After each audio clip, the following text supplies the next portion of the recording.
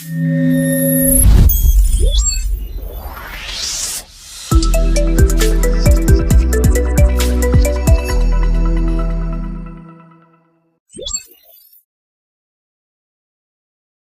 everyone! Welcome to VPH Talks, your gateway to tech, innovation, and digital transformation.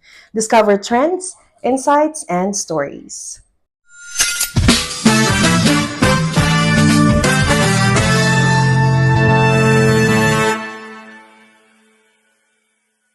All right, so we're back with our podcast, you guys. And for today, we have a very special guest.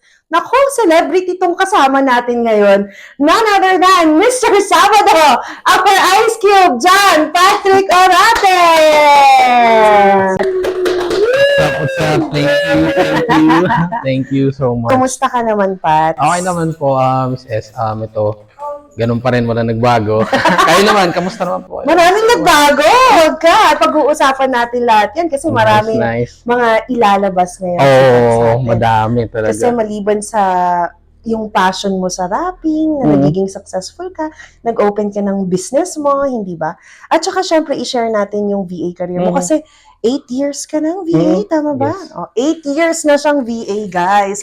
Pag-uusapan natin yan dito. Mismo. Okay, so eto naman ang mga katanungan natin. Let's start from the beginning. How did we first meet and what was your life like before you became a VA? Hindi ako nagkakamali, way back 2017 or early 2018, mga ganun. I had a friend of mine na ni-refer ako sa isang work. So, actually, pangatlo ko siyang work na in-applyan. And talaga? Pangatlo siya after graduating. And then, nung napunta ako dun sa company na yun, dun kita nakita.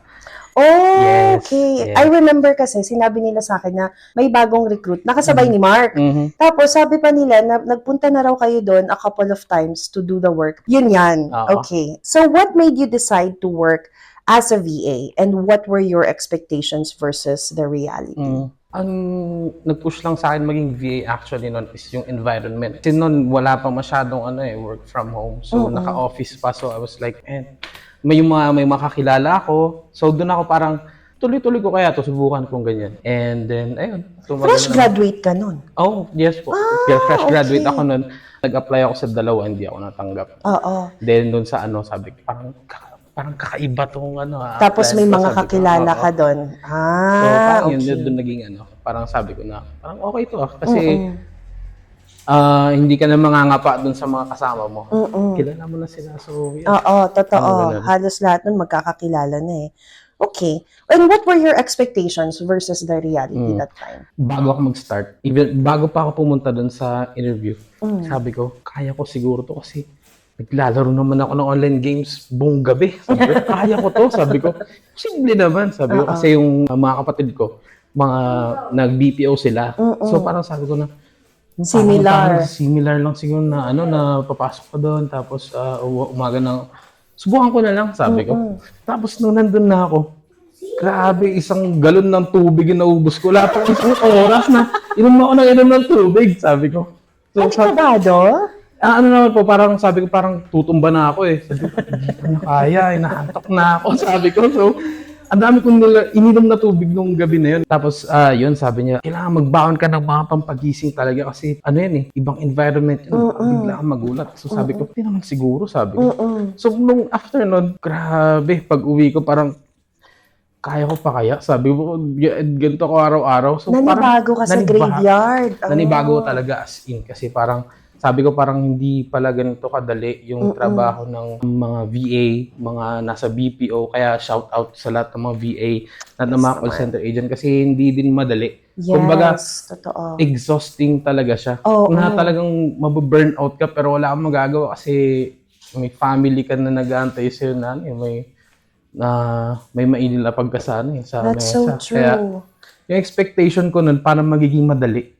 Pero nung nandun na ako, hindi naman siya mahirap pero kailangan mo talaga mag-adjust. Oo. Lalo na kung bago ka lang sa Sinabi mo pa, I remember, I also wanna share my experience sa BPO kasi from nag-start nga yung career ko sa sa food industry.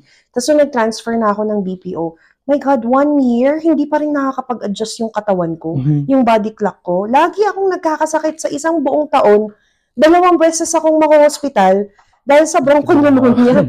Kasi iba talaga siya, parang hindi makakope up yung katawan mo na parang normal person ka, tapos bigla kang mag-graveyard. Ang hirap talaga. Ang hirap nung shift na yun, na parang hindi lang mentally, pati yung katawan mo. Parang talagang mauubos ka talaga. Di ba? Parang totoo nga yung sinasabi na hihilain mo na yung katawan para pumasok eh. Parang kung wala kang motivation talaga na na pumasok, parang wala kang iniisip. Kaya, good job talaga sa ating Mismo. lahat ng mga graveyard shifters. Mismo. Hindi biro ang Kakaiba. ginagawa natin. Isipin mo yun, graveyard ka, tapos nag-aalaga ka pa sa umaga. May iba ka pang personalidad Exactly. sa umaga na Exactly. may mga kailangan gampanan. So, grabe. Oo. At sa una, mahirap ang adjustment niya kasi from nasanay ka na ginagawa mo yung mga gawain mo ng umaga, tapos di ba gabi pahinga ka na, mababaligtad siya. Yung trabaho mo sa gabi na tapos gagawin mo pa nga rin yung gawain mo sa umaga, kaya iba talaga yun. Kakaiba. Okay, well, as someone who started under my leadership, kasi nung pumasok ka nun sa office, manager na ako that time. Okay. What was the biggest challenge that you faced early on in your VA journey? Siguro the biggest is naipakita ko na deserve ko talaga yung spot kung ba't ako nandun. Kasi ang daming nag-a-apply. Kumbaga, lahat pwedeng maging VA eh. Pero hindi naman lahat magre-remain na VA na magiging dedicate. Ewan ko kung naalala nyo, may na-experience ako sa inyo na parang, ano ba? Gusto mo ba talaga tong trabaho na to? So parang ako, sabi ko parang, ooh, wow. Hindi, nag-walk out ka? Hindi naman po, parang pinatapos ko muna yung shift. Tapos nung kinaumagahan, sabi ko, naglalakad ako papunta sa work. Sabi ko, pasok pa ba ako? Sabi ko, iba yun na, sabi ko. Pero habang naglalakad ako, dire-diretso naman na ako. Papasok na ako ng elevator. Sabi ko, wala ako, sabi. So, after natin nag-usap doon, parang yun na yung naging challenge sa akin na parang kailangan kong patunayan talaga na pag nabigyan ka ng spot, dapat bigyan mo lahat. Kasi hindi lahat bibigyan ng chance eh. Yung dami nag-aantay, ganyan. So, pag ikaw na, gawin mo na ng tamang dapat mong gawin. Tsaka iba rin kasi yung pagiging VA eh. Iba talaga siya sa BPO nga and at that time pa, back in 2017 nung nag-start ka, 'di ba? Marami ng VAs at that time pero hindi pa ganun kaano ang mga agency, which is agency yung office noon, 'di ba? Kaya parang ang dami pang questions talaga kung ano ba ang gagawin mo. Eh, ang learning process natin nun kapaan, di ba? Talagang you have to train yourselves. Although may mga training na pinaprovide before, pero kailangan talaga eager ka na matuto ng sarili mo. Magiging asawa mo nga o girlfriend mo nga si YouTube at saka si Google na parang mas madalas mo siyang kausap, mas madalas mo siyang pinapanood kaysa yung ibang bagay sa paligid mo eh. So, totoo naman. Kaya malaki din yung difference kasi ngayon yung competition ngayon ng mga VAs parang lahat nag-upskill. Iba, hindi sila na-stuck sa ganun lang na ginagawa. Parang dire-diretso sila na nag-i-invest sa sarili na natututo na. Kaya nga pala dati may parang ginagawa sa VPH na training. So, baka bumalik, check it out. Yes naman. Okay. Well, can you share a moment when you almost gave up? Or seriously questioned if this path was for you?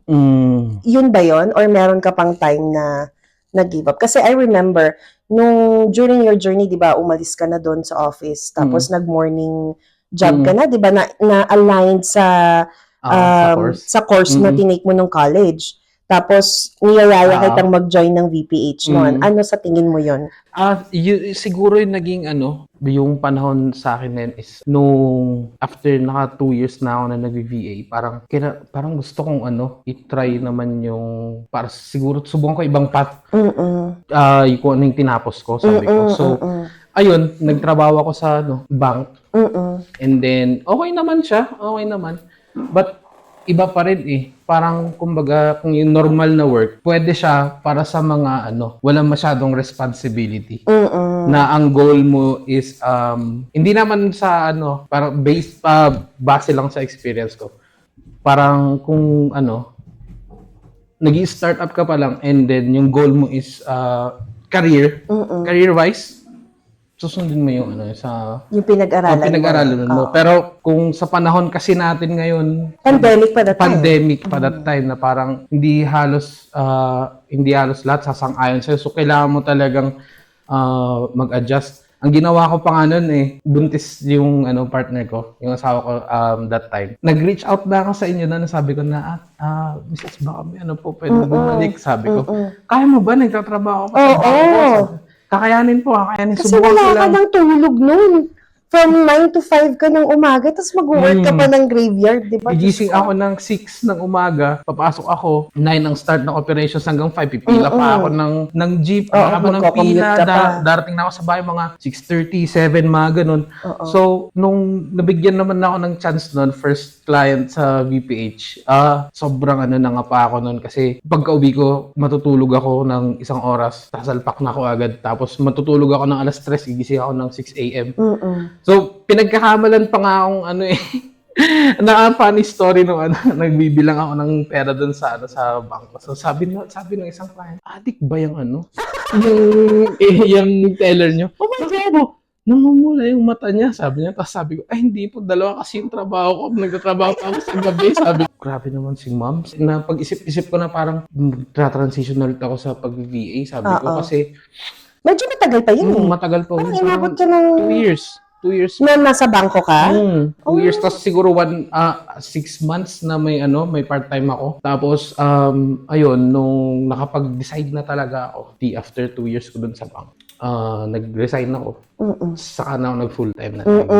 I remember kasi pinaanak mo pa si Rona nun Yun ang maganda sa trabaho natin. Kasi, grabe. Alam niyo yung sa pag-VA kasi, since freelancing siya, alam mo, pag kailangan mo kasi, meron kang kailangan paghandaan. Di ba, maganda yun na iti-take mo siya as your second job, as part-time job, kasi kailangan mo na extra funds. Napakalaking tulong ng pag-VA para ma-reach mo yung goals mo. Use it as a stepping stone para ma-reach mo yung goals mo, hindi ba? Grabe. Kasi, Yun naman. Kasi, siya malaking tulong talaga pag nag-VA ka on the side. Kahit nga may business ka, kahit na meron kang pinapatakbong ibang bagay, mag-VA ka, di ba may extra income ka kung sakali may bubunutin ka kung sakaling things go south. Pero exactly. Ito lagi ko sinasabi kapag orientation ng mga new recruits sa Virtual PH. Sabi ko sa kanila, let's normalize having second and third jobs. Kasi hindi talaga sapat ang isang earning lang sa isang buwan. Samantalang yung ibang bansa tulad ng Japan, ng Korea, normal sa kanila na meron kang part-time job, may second job ka para magkasya talaga. Kaya yun ang maganda. Ang pag-VVA, maganda siya na gawing second job or part-time job if you need extra funds. Yung karamihan nga, kung may computer shop ka, tapos doon ka nag-work. Diba? True. That's so true. Parang, lang talaga yan. Hindi mo na kailangan taga-bantay, nandun kayo, nag-work ka. Sariling diskarte mo na lang talaga yan. Lang talaga. Kung gusto mo talaga, bakit hindi? Pwede mo naman. And if you want to make it your career, why not? It's a beautiful career. Ang laki ng growth sa industry na to, sa totoo lang. Okay. So, what skills do you think helped you stand out and grow faster as a VA? Siguro yung pagiging persuasive ko minsan. Pero nung first kasi na nag-try ako mag-VA, wala talagang English. Karabaw din ako kahit na may tinapos ka. Pero butata ka pag nag-English ka talaga Parang, wow, mapapaganon ka na lang. So, parang yun, yung pagiging, yung marunong ka mag-persuade ng tao. Tapos paggamit ng English language. Yung conversational skills mo ngayon from when you started, iba. Para na, pag si Pads nag-English, para kayong kumakausap ng Black American. Ganun siya mag-English. Kaya tuwing nagsasalang ako sa'yo ng kliyente, talagang lock-in ka agad kasi na-amaze sila sa command mo in the English language. Kasi napakagaling nito. Number 1 sales caller namin yan. Di naman. Magaling si Pat sa totoo lang. Kaya pati sa pagiging persuasive mo, tsaka negotiation skills mo, and even acquisitions. Di ba? Yes. Wow. Parang lang din, blessing lang din talaga na karoon ng VPH kasi although meron ng mga VAs noon, pero ngayon mas na-innovate. Kasama na rin ng guidance at saka yung hindi lang siya basta agency na mas sabi mong pasok pa dito, ito na yung mo. May interaction kung naka-follow kayo sa page. Kung hindi ka pa naka-follow, mag-follow ka na. Para makita mo yung mga events namin. Oo naman. Doon madalas nag-brainstorm, nagkakamustahan. Kasi sa loob na isang araw, kumbaga, isang silid lang yung nakikita mo, apat na corner lang, parang nakakabaliw din. Totoo. Kaya, di ba, tapos online lang nag-uusap. Kaya, ayun. Importante yung engagement. Talaga Oo. yung Tsaka syempre, sa community namin, meron kaming social responsibilities. Mhm. Such as, ayan, yung mga tree planting natin, yung mga team building namin, yung outreach programs, which is Yung very outreach important. Kasi naniniwala kami na we only rise by lifting others. Yun naman yun. Kasi karamihan ng mga VA, mga nag-VA, nakaranas na rin ng talagang down moment. Tapos pinag-usapan natin paano yung future mga ganyan. So, Totoo. parang blessing talaga. Paano natin iisipin yung future natin at that time? Alam mo naman kung gaano kaliit ang bigay nila sa atin dun. Diba? Kaya, yun din yung siguro pakiramdam ko, yun din yung naging isang nagtulak sa lahat na parang hindi naman sira yung system pero pwede nating gawing better. Kaya maganda talaga nakikinig sa ibang taong collaborative mind. Na parang, exactly. It's better to collaborate than, makipag-kompetensya ka na, Yung mga ibang negosyo nga, benchmark lang din sila eh. Instead of thinking of competition kasi, you need to have a collaborative mindset. Tama. That's how you grow. Okay. How did your mindset shift from employee to builder or entrepreneur? Kasi ngayon, meron ka ng business. Sabihin mo naman sa amin kung ano yan. Nasa maling lugar ako. Pero nasa tamang timing yung nakita ko. So, nagbabrowse lang ako sa social media, kaya sa TikTok. Kaya ang lakas ng social media ngayon Parang makakarating sa'yo kaagad, kaya sobrang layo. May nakita akong coach na nagtuturo paano gumawa ng sales funnel. So, parang ano to? Sabi ko. Kasama yung explain niya. Parang gusto ko to. Sabi ko, parang inline siya sa pagiging cold caller ko, sabi ko. Kasi yung ginagawa ko kasi ngayon, gumagawa ko ng, hindi siya parang lead gen funnel. Kumbaga parang i-reactivate lang natin yung leads mo, existing leads mo para hindi ka na kumbaga, bilang cold caller, alam mo na yung mga yung mga points na hindi nila sinasagot, ano yung ayaw nila. And for the past years, humina na kasi ang cold calling, 'di ba? Kasi pumasok na dyan yung binaban na nila yung mga unknown calls, unknown numbers, nakaban na yan. Not only in the Philippines, but also globally. Specifically, United States, naka-automatic na spam ka na.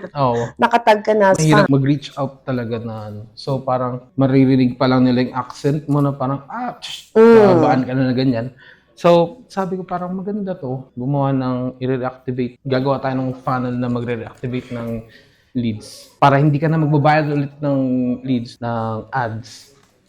Meron ka ng doon, pinapagulong mo lang yung contact list mo habang tinatawagan ng cold caller mo. So, hindi mo papalitan yung system mo. Kumbaga, bibigyan mo na ng partner yung system mo ng katulong niya. Kasi through social media. Through social media, consistency lang din sa pag-send ng mga messages kasi you can attach it to sa message, newsletter, even on your page. Pwede mong ilagay doon. You can even pina-post kung paano nila gagamitin yung link. Kasi funnels, parang sa akin, link. Pwede mo siyang gawing QR code. For example, real estate agents abroad, they still do send mailers. Oo, totoo. Diba? Nag-send pa sila ng mail. So, lagay mo yung QR code doon. Diba? Parang, ayun na, may bago ka ng lead. Exactly. Napapasok. Kumbaga, yung business ni Pats is called Worldwide Funnels. Worldwide Funnels, yes. Wherein lead generation tool siya. Kaya it's very effective, most especially with the power of social media right now. So, if anyone is watching this video or this podcast na may business and you wanna increase your sales volume, hit our boy up, Pats, regarding his sales funnel. Yes. May Facebook page tayo dyan. And actually, since nagmamanage yung asawa ko ng transient house, so yun din, isa din na naisip ko na parang gawin ko nga ito na booking system naman ngayon.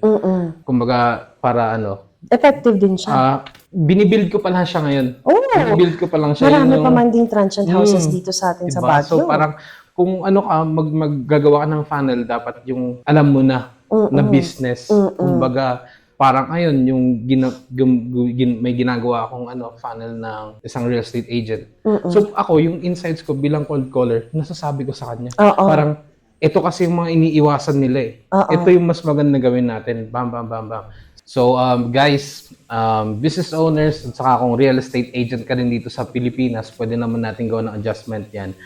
Just follow our page, Worldwide Funnels, sa Facebook and Instagram at saka sa TikTok. Wala pa kaming masyadong mga pinopost kasi starting up pa lang, pero very soon may mga projects tayong ginagawa, and pag naging effective siya, magiging available na siya sa mga transient house owners dyan. Yes, for booking. Kasi at least na experience on mo first hand yung business, mas na-adjust mo siya, mas mapapaganda mo siya, saka mo siya ilalabas sa na available sa mga owners. And it saves more, sales funnel will save you more time. Di ba? Imbis na ikaw yung palagi kang nagre-reach out sa mga possible leads and so forth, you just put the QR code and then automatic na yun na mag-generate for you.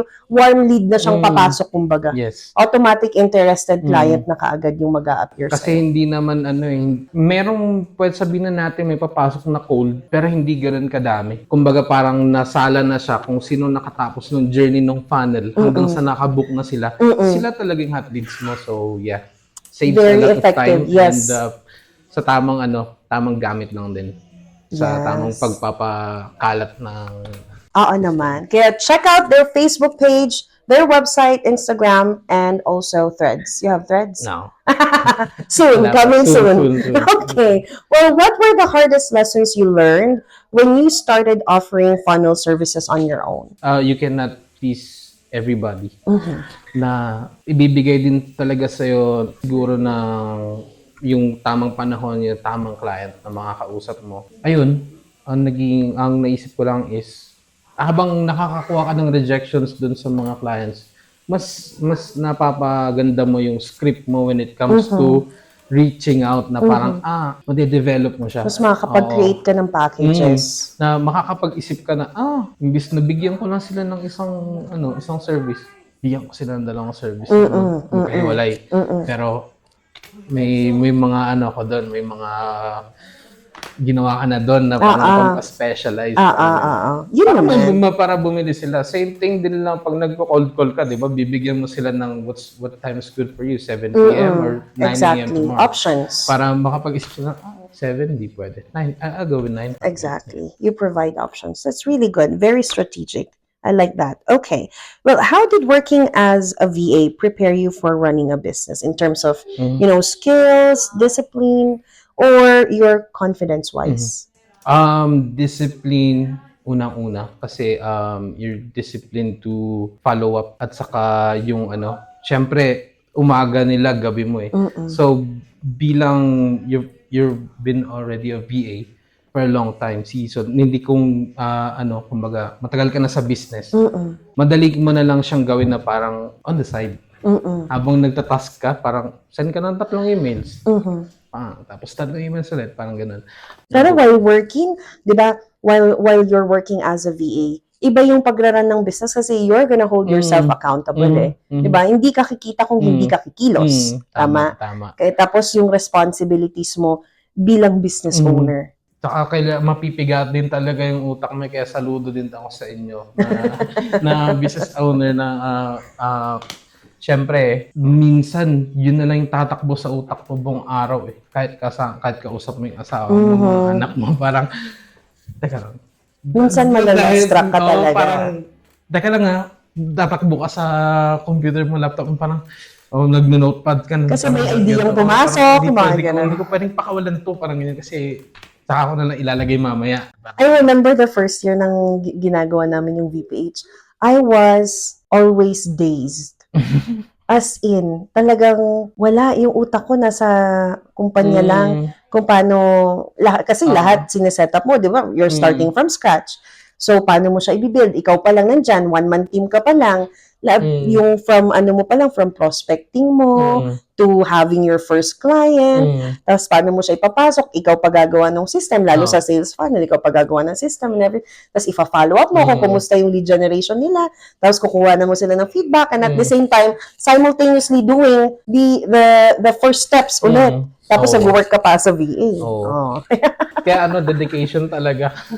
At saka it requires sacrifice din. Kasi gaya ng sabi ko kanina, bilang VA, work ka buong gabi, sa umaga may iba kang nasikaso, isisingit mo pa yun in between times na kumbaga sa akin pagtulog yung anak ko doon lang, teka lang, 1 oras, 2 oras lang, magkakalikot lang ako, tapos idlip ako, parang ganyan. Tapos gigising ka na naman after an hour, parang mag-aasik. Kaya yun, talagang sacrifice talaga. It's a huge growth for you as an individual. Mismo. Kasi talagang when you start and run a business, your 100% focus, it needs to be there. Hindi ka po pwedeng ma-distract. If you want it to be successful, you need to focus on that. And ibubuhos mo talaga buong energy mo doon. Wala, ang hahatiin mo na lang, ang kahati lang ng business mo is you, your family, and then your side hustle. Which is, kapag iwa 100% mo nga sa business, magiging side hustle mo na lang yung pagiging VA. Oo, tama. Magbabaligtad na siya. From being a VA na yun ang main focal point ng income stream mo, babaligtarin mo siya na lang yung magiging side hustle kasi magpo-focus ka na dun sa business mo. Kaya, oh my God. Parang marami ka pang matututunan as you go. Pero good job ka dun, Pats. Kasi you decided and you chose to, alam mo yun, kasi para sa akin mga business owners, very brave. Kasi hindi birong magsimula talaga ng business di ba? Saka syempre, madaming taong baka magsabi na, hindi naman hindi naman gaganan yan Parang ganun. So, parang nasa sayo na lang din yan Parang wala kang ibang kakampi kundi ikaw at saka yung asawang partner mo. Kasi katulad sa akin na parang yun nga, ina-admire ko din sa inyo sa pagbuo ng VPH na may strong support system kayo ni Sir Mark. So parang sabi ko, habang ginagawa ko itong mga steps na to, yung asawa ko naman is suporta naman. Kaya sabi ko, parang maganda talaga yung may you really have to support each other. Talaga. Totoo yun. Iba kapag may support system ka, parang mas gumagaan yung mga ginagawa mas mo. Mas malakas ka pa nga Sila yung fuel mo diba? Yeah, good job, Pats. Oh my God. I'm inspired. Okay, you're also passionate about rapping. Ayun naman. Yes. How does music play a role in your life and your personal growth? Parang pwede mo nang sabihin nung kabataan mo, asawa mo, bilang artist, hip-hop, rapper. Yan lang yung ginagawa mo buong araw, nagsusulat ka, ganyan, nagtetest ka ng... Makata to. Nagtetest ka ng mga bagong style, gano'n. So, naging kasama ko na siya everyday. Hanggang sa pag down ako, naghahanap ako ng music na babagay sa magpapa-uplift ng ko. So, ganun ka powerful ang music, kumbaga. So, yung mga, for you, sa life mo. When did you start rapping? 2014. Oh, how old were you? Puro mga 17. Okay. Kumbaga parang sa pag-rap nga nun, late na akong nag-start. Although nakikinig na ako at saka parang gusto kong gawin. Pero dahil sa, meron kasing mga may mga artist na hindi naman kaagad artist kaagad. Kailangan na gusto mo muna yon, saka you learn along the way na parang, pangit yung nagawa ko na to, pangit yung ganito, kailangan kong ayusin. Kasi parang bilang hip-hop artist, rapper, branding mo din yun Oo, totoo. So, darating ka din sa mga phases mo bilang artist na magre-rebrand ka. Na kumbaga, dati ito yung ginagawa ko, tapos magugulat sila, parang, mas gusto ko itong parang si Post Malone. Diba dati, mga music niya, tapos ngayon nag-country siya, parang yun, nag-rebrand siya. Oo, tama. Na parang mas nag-iba yung yung genre niya at saka yung mga listeners niya, kahit matatanda, pinapakinggan siya. So, totoo. Mas maganda nga yung audience niya dahil lumipat siya. Tama. Parang yung music, hindi lang siya sa mga bagay, kung anong bagay-bagay lang. Nakakatulong din siya sa sa self-improvement mo. Oo. I'm sure maraming makaka-relate kasi 'di ba? Pag depressed ka, pag sad boy, sad girl ka, hindi ba? Music ang go-to mo 'di ba? Gusto mo makinig lang ng mga talagang lyrics na hits the spot sa nararamdaman mo at that time. At saka kung tamang music yung pinapakinggan mo, hindi lang yung basta-basta na yung music na ano. Kasi, kumbaga kung ano yun yung pinapakinggan mo, yun yung gusto mo maging ikaw eh. Oo, totoo. So, di ba? Totoo yun. Parang doon siya pumapasok sa ano. Sa Yung buhay. inspiration Oo. din, totoo yun. Shout out kay kay Omar B. Um, Kasi puro Omar B ang ano namin, music namin ni Mark na nung binubuo namin yung VPH. Kasi very inspiring siya. Kasi na-reach siya na yung tok-tok eh. Tapos yung kanta niya is about reaching the top. Kaya parang ang sarap sa Nakaka-relate ka kasi. Kumbaga parang, andito ako sa stage. Tapos siya nandun na siya. Teka lang, malapit-lapit. Tapos na-excite ka na gusto ko na rin maramdaman yung part na yun. Ganun pala yung bird's eye view ng iniisip ko. Parang ganun. So parang sa amin din na dahil gumagawa ka ng music, you're just painting the picture para dun sa na tagapakinig mo na parang, ganun pala dun sa Baguio. Parang, ganun pala sila loko-loko doon. That's so true. Yung events nyo, kailan kayo last nag-event? Matagal na akong sumama sa mga events eh. Kasi parang mas nararamdaman ko na rin yung naramdaman din ng mga nauna sa amin na parang tumatanda na.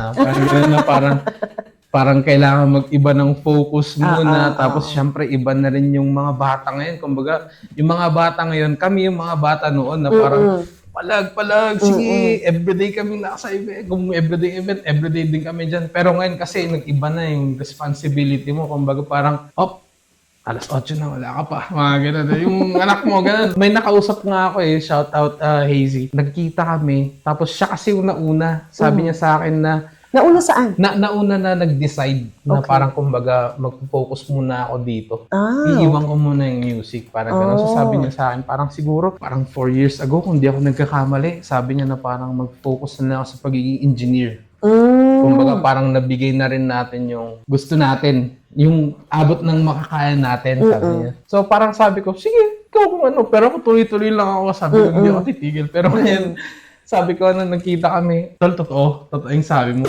Parang darating yung panahon na bayaan mo na sila dyan, yung mga bata. Kaya na muna dyan, perang muna gagawin namin, parang ganun. Pero pagdating naman sa hip-hop industry or sa music industry, let's say, marami namang nagiging successful dyan, di ba? Pero ano sa tingin mo, bilang ikaw na napunta sa yung spotlight, kasi marami kang successful music na nagawa. May mga music videos pa kayo, hindi ba? Isa na din yung Sabado.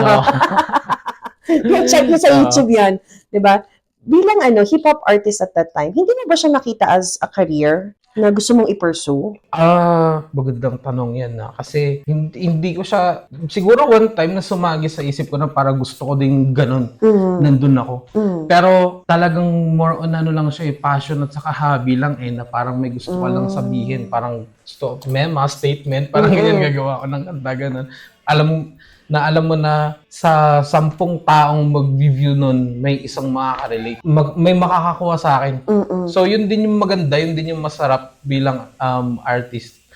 Kasi, nasa-spread yung words mo. Na kumbaga, nasa event ka, may lalapit na parang, sa lahat ng tao doon, kamo na, 50, 70, may isang taong lalapit sa'yo. Sobrang, ang sarap sa pakiramdam na sabihin na, Kuya, sorry din may nakinig sa'yo. Ako doon ganda na, nakarelate ako, parang gawa ka pa.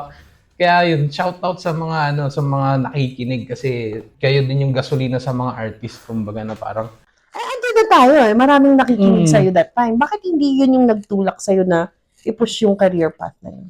Mahirap ba? Let's be honest dito sa music industry na sabi ko nga, marami naman naging successful, marami pa rin nagtatry sa path na yun. Mahirap ba? Masasabi ko na oo, kasi kailangan mong maging dedicated dun Kailangan mong gumawa ng madaming music talaga na parang kung hindi ka naman kasing, hindi naman sa parang kumbaga, yung level mo is hindi parang Manila. Kailangan mo talagang sumuntok para may matamaan ka na isa. Dahil sa akin, parang dahil sa passion ko lang din siya, parang okay na ako. Kung mabigyan man ng tsansa, bakit hindi? Di ba? Kung may tsansa, bakit hindi? Gusto ko man rin lang naman na maranasan yung kung ano din yung nakikita nila dun sa tuktok. Pero siguro at the right time, pag na-meet yung mga specific goals at the moment, saka pwede ka naman bumalik, hindi naman mawawala yung music And it's your passion, di ba? Saka pwede mong balik-balikan. Sugal nga naman siya.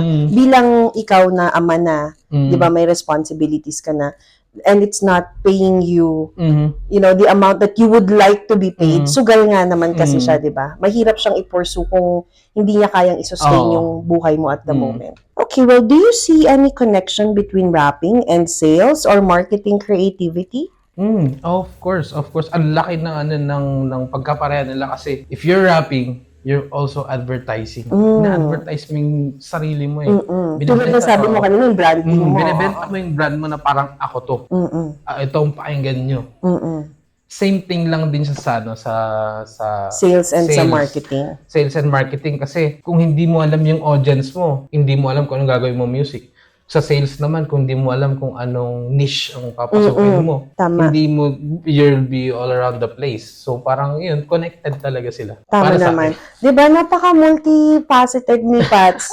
Diba, hip-hop artist siya before, ngayon, entrepreneur na siya, yes, business owner. VA pa yan, code caller, ISA, lahat-lahat na. Kaya, mahirap ba maging ikaw? Hindi naman, siguro mga 7 kape lang sa isang araw. Huwag naman masyado tayo sa kape. Manginginig ka nun, manginginig ka. Okay, well, how do you balance being a VA, running your own business, and pursuing your creative passion? Sabi mo kanina, nag-pause ka sa creative passion mo. Kailangan talaga ng time management. At saka scheduling, kumbaga. Kasi kung VA ka, pagpasok mo, mag-out ka. Para sa akin, habang binibuild up ko din naman yung funnel business namin, binibigyan ko din siya ng time limit na parang hanggang dito lang ako. Hindi ko na iisipin to pagkatapos ng ganitong oras kasi dito na ako nakafocus para ganyan. So, kaya dapat balance. Doon mo siya magiging balance na kung kasama ko din yung family ko, hindi din ako naghahawak ng phone. Na parang off-screen naman ako, dito lang ako ngayon. Present ako ngayon na parang may time para dyan, may time para dito, may time para doon. Para balance lang. That's good. That's really nice kasi majority ng business owners, most especially sa startup, sabi ko nga, parang yung experience ko, malolos ka talaga sa oras. Kasi nga, lalo kapag gusto mo yung ginagawa mo, di ba? Parang hindi mo na makikip track yung oras. Hindi pa, may gagawin pa ako. Hindi mo mapigilan yung self mo kasi iba yung fulfillment na nakaka-boost siya ng self-esteem, ng confidence mo na, ang galing ko pala. Naisip ko yun, parang ganun, parang sa sarili ko, minsan pag may nagagawa ko, ganun parang, panis. Naisip ko yun. Kailangan natin yun. Kailangan natin i-pep talk yung sarili natin na tayo rin ang i-boost ng confidence natin kasi walang gagawa. Tama. Kasi, kumbaga parang buhat bangko siya, pero alam mo naman na kaya mong patunayan kasi ginawa ko yan. Galing dito yan. Wala sa yan. Totoo yan. Kaya magandang payo yung sinabi ni Pats na time management talaga tsaka balance. You have to limit yourselves. Schedule. You have to limit yourselves dun sa categories na ginagawa mo para maiwasan din ang burnout. Yun. Kasi isipin mo yun, nasa ibang bagay ka tapos sabihin na natin nag-outing kayo tapos yung utak mo nandun pa rin, naiwan pa rin dito sa Baguio. Parang hindi peaceful yung mind mo na parang nakalimutan akong gawin natin. Teka lang, mag-cellphone kasi naiwan ko yung laptop ko. So parang yun, mas maganda talaga yun, scheduling and time management. Okay, so let's go back naman sa VA journey mo. What advice would you give to VAs who feel stuck and can't yet see their growth potential? Yeah, I think sa lahat ng VAs pinagdadaanan to, no? Lalo kung mga nasa 3 years ka ng VA, anong mabibigay mo advice? May napundar na ba? May nagagawa ba ako? That's a very good question. Kasi parang isip mo, saan napupunta yung sa kain ako ng kain? 3 taon na ako lang pagkain, mga ganito, luho-luho, gano'n. Siguro para sa advice ko lang sa mga VAs ngayon, aspiring VAs, parang tignan niyo yung long-term effect at saka yung long-term goals. Long-term goals. Kumbaga yung journey, although pinapansin mo yung nangyayari sa paligid mo, dapat nakatingin ka pa rin dun sa dulo kasi dun ka pupunta eh. Sige lang, gawin mo to, nadidistract ka, ganyan. Pero yung tingin mo nandun pa rin sa sa dulo kasi Yun naman talaga dapat nang gawin natin ng mga VAs. At saka gawin yung inspiration na hindi lahat ng taong gusto magka-client na bibigyan ng client. Kasi meron yung iba, ako naranasan ko din yan, parang 2 months, ganyan, walang client, ganyan. So parang i-cherish nyo yung moment na kausap nyo yung client nyo kasi baka bukas di ka nare-reply, parang ganun. Parang, magandang point yan kasi sa laki na ng market ngayon, sa laki ng competition ngayon, di ba? Meron yung iba na, sometimes magiging confident tayo na, ay hindi, makakakuha ko ng kliyente. Na darating yung time na mahihirapan kang kumuha ng kliyente. For whatever reason, meron kang drought season, parang ganun, di ba? Tama. Magkakaroon ka ng ganyan. Kahit sa agencies, kahit sa BPH, may drought seasons yan. Hindi palaging may nakukuhang kliyente. Hindi talaga. Kaya you have to ensure, risky yung pagiging VA, although rewarding, kaya you have to ensure yung sinabi mo nga, mag-focus sa long-term goals talaga. Kasi ang kaganda ng pagiging VA talaga is sa akin, nakita ko na lumaki yung anak ko. Nakikita ko siya everyday. So yun sa pros. Na kumbaga parang hindi ka umabsent ng isang araw ng buhay niya. Although sa gabi busy ka, hindi ka 100% sa umaga, nasa 50% ka lang, 30%. Pero andun ka. Nakikita mo yung ginagawa niya sa araw-araw. At saka 'di ba parang mga hassles na papasok ka ng work, ipila ka ganyan. Yung pagko-commute, ang laking bagay kasi. I think that's one fulfillment na nararamdaman nating mga magulang na VA kasi nababantayan natin yung pamilya natin. Parang alam mo yung wala tayong na-miss. Ganun, andun tayo the whole day, the whole year. Diba last year kasama ko sila everyday, yung mga ganung pakiramdam. Kaya maganda naman talaga yun. So, feeling stuck is yung advice mo sa growth potential pag hindi pa nila nakikita yung growth potential nila. Maliban dun sa long-term goals, mag-focus sa long-term goals. Isa pang advice is yung, kasi hindi lang naman pagiging VA yung ginagawa, may iba ka din gusto na kumbaga gusto mong mag-venture sa ganito. Bakit hindi ka mag-research ka, di ba? Tapos subukan mong umpisahan. Hindi mo naman kailangan tapusin kaagad Pag naumpisahan mo tapos feeling mo parang na-off ka dito, balik ka na sa upskill, di ba? Upskill. Kasi kumbaga ang pag-upskill ngayon sa mundo ng VA, hindi siya parang para sa iyo lang Kailangan mo talaga. Kasi kung ayaw mong maiwan lahat parang hindi ka marunong gumamit ng ganito. Maiiwanan ka. Pag di mo gagalingan, maiiwanan ka talaga. Kahit na yung experience mo, sabi mo ng 8 years, 9 years, ilang taon na, pero hindi mo alam gamitin tong application na to. Parang, saan natin gagamitin yan? Parang gano'n. That's so true. Lama ang may alam, kumbaga. Knowledge is power. Yeah. Okay, looking ahead, where do you see yourself in the next 3 to 5 years and what legacy do you want to build? 3 to 5 years. Short term to, short term. Siguro, umuulad ng clients. Yes naman. Di ba? Ganun. Tapos, legacy, wala akong maisip na legacy kasi binibuild mo pa siya ngayon. Oo, binibuild ko siya. Pero at saka, ang focus ko talaga kung paano ako tignan ng anak ko. Yun yung mas gusto kong i-build na parang kahit na busy sa ganito pero present siya. Parang kumbaga nga, kaya nga sa music, parang sige, kaya na muna dyan kasi mas gusto kong siguro maging business owner at the same time, family man. Family man. Kasi, naman. Yung legacy na gusto mong iwan. Andun na At magparami. Magpapasa. Lalaki. Alam mo na. Ayun naman, doon na nagtatapos ang ating podcast kay John Patrick. Pero bago ang lahat, meron siyang pasabog. Bigyan mo naman kami dyan ng bars. Advertisement to. Kami kalmado kasi virtually. Yes, sir! Positibo kasi virtually. So, kung kayo gusto nyo maging VA, check out nyo yung page, Virtually PH, at saka for all the clients out there, man, hit us up. Yes! Alright! Thank you so much! We'll see you again next time, guys. Bye! See you soon.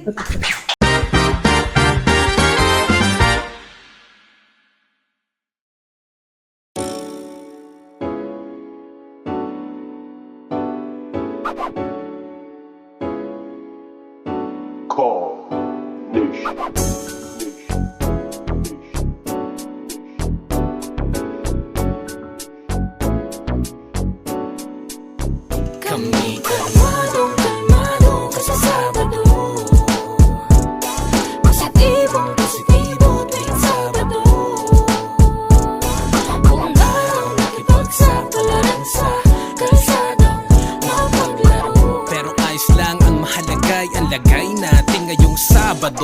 Kalmado ang gabi, pati ang katabi, unti-unti nilalasap ang sarap ng bawat sandali. Teka sandali, pakipasa ang pampagana na makalayo na sa mundo't pakiramdam guminhawa.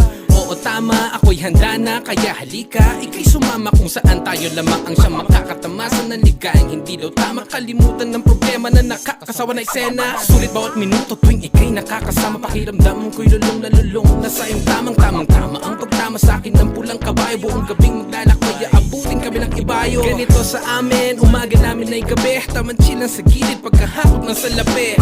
Chill lang sa gilid kasi Sabado pa naman, chill lang syudad kasi Sabado na naman. Kalmado kasi Sabado, positibong positibo tuwing Sabado. Kung araw nakipagsapalaran sa kalsadang mapaglaro. Pero ayos lang, ang mahalagay ang lagay natin ngayong Sabado.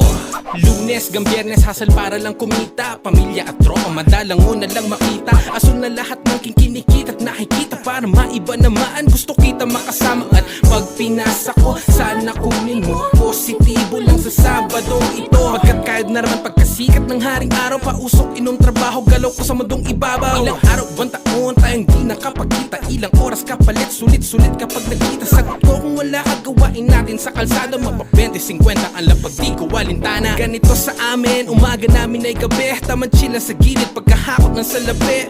Chill lang sa gilid kasi Sabado pa naman, chill lang syudad kasi Sabado na naman. Kalmado kasi Sabado,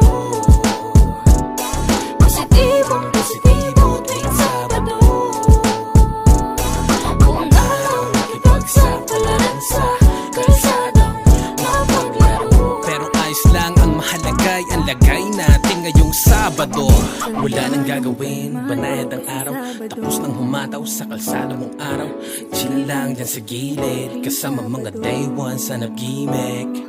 Wala nang gagawin, banayad ang araw, tapos nang humataw sa kalsada mong araw. Chill lang dyan sa gilid, kasama mga day ones na nag-gimmick. Kami Kalmado kasi Sabado, positibong positibo tuwing Sabado. Kung araw nakipagsapalaran sa kalsadang mapaglaro. pero ayos lang, ang mahalagay ang lagay natin ngayong Sabado.